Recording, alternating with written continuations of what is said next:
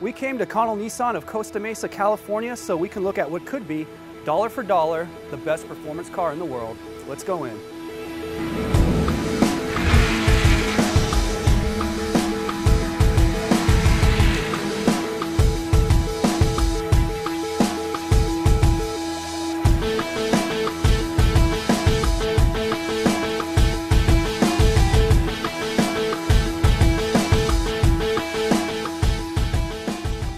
And here we have it, the 2013 Nissan GTR, which costs about 100 grand.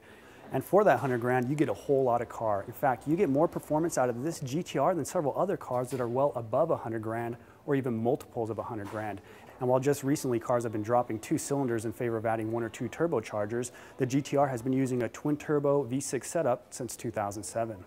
And that motor is actually hand-assembled by technicians in a special clean room at a Nissan facility in Japan. Although the engine comes out of Japan, the transmission is actually an American Borg-Warner dual-clutch sequential transmission.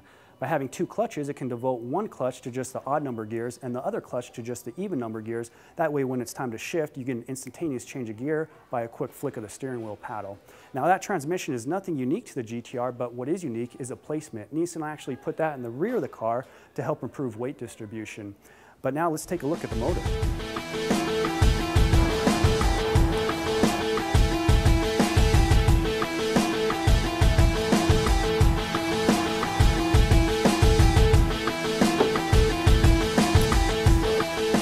So the 2013 Nissan GTR actually uses the same V6 as the previous year, but Nissan was able to squeeze out an extra 15 horsepower as well as an extra 15 pound-feet of torque.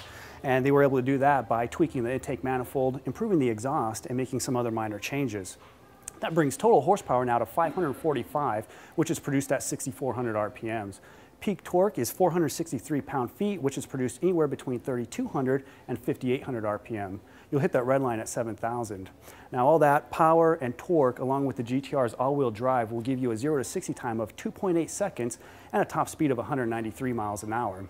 Now if you're actually going to do 193 miles an hour and you need to pull over so you can go to jail, you can come to a stop courtesy of the Brembo brakes, which use 6 piston calipers on the front to bring those 15.4-inch rotors to a halt.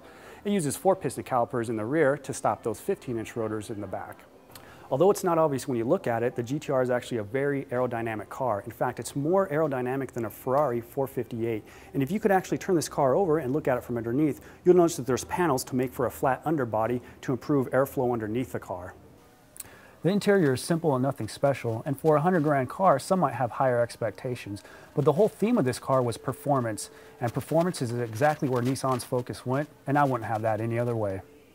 There's no doubt that the Nissan GTR is a very special car with Japanese culture and soul built right into it. And you just get so much value for your dollar, you can't go wrong with the Nissan GTR.